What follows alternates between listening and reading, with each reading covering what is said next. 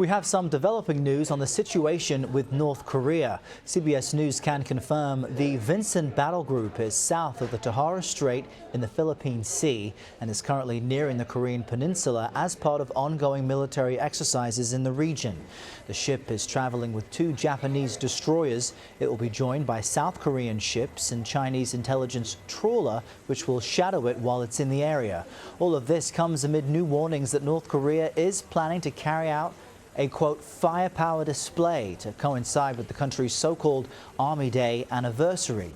For more, we turn to Michael O'Hanlon. He's a senior fellow of foreign policy at the Brookings Institution, as well as the co-director for the Brookings Center for 21st Century Security and Intelligence. Michael, thanks for joining us today. We know, thanks to our Pentagon correspondent David Martin, that the USS Vincent, this group was always meant to be in this part of the world at the end of April, before we saw provocative moves from North Korea. But tell us what it is doing in the region, what its purpose is at this time.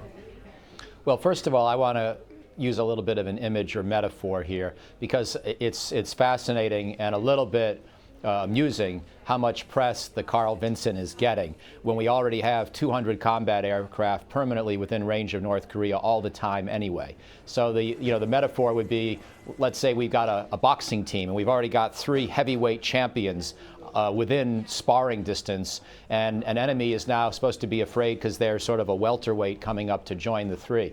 I'm not trying to disparage the aircraft carrier, but it does not have any capabilities, particularly, that we don't already have on the ground in South Korea and Japan.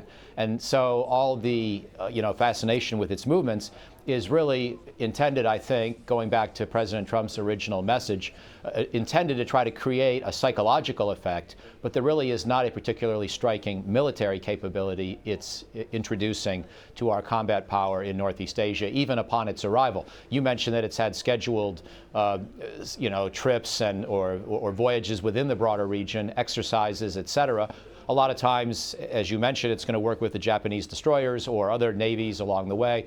There's going to be an effort to synchronize and coordinate and schedule. So these carriers wind up doing deployments that are, in part, just a series of one-offs of various kinds of teaming ups, of various kinds of exercises, practices with the navies of other countries.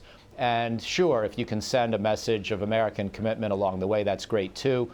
But the very fact that these are so well choreographed reveals to you something about what usually happens on a deployment. They're not usually designed to go off and do something radically different. And if there were going to be a war, you'd normally want more than one carrier, and you'd normally plan it with, an armada of sorts, the word that President Trump used, even though it's not really applicable in this case.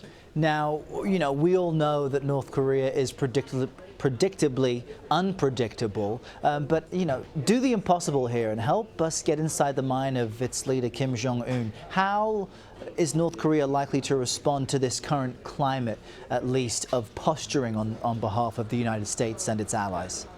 Well, I don't think that North Korea is all that likely to do anything that it wasn't going to do already. So, for example, if they were planning another nuclear test, which, as you know, would be their 6th, and it would be after having done 4 during the Obama tenure and 1 during the George W. Bush period, this would probably be as much as anything because of a long-term plan to acquire a nuclear arsenal and a confidence the United States is not going to do anything to stop them. I know we can't stop the nuclear test. We might be able to delay it if there are some kind of, trucks that need to arrive on the test site and we can see those. But in terms of a device being buried underground before being tested, we can't stop that. We could, in theory, try to stop a long-range missile launch, either by preempting it on the launch pad by, using a laser-guided bomb or a GPS-guided bomb to destroy it as we saw it being fueled, or to try to shoot it down early in its flight before it could go over a full trajectory. Not so much the aircraft carrier, but the destroyers that might be along in the broader carrier group could be part of that kind of an effort. But we haven't declared that to be our goal. And I don't think we would do it as a matter of ambush. I think we would tell the North Koreans, don't do long-range missile testing, or we're going to prevent that, for that policy to make much sense. So I don't really think that's what's going on.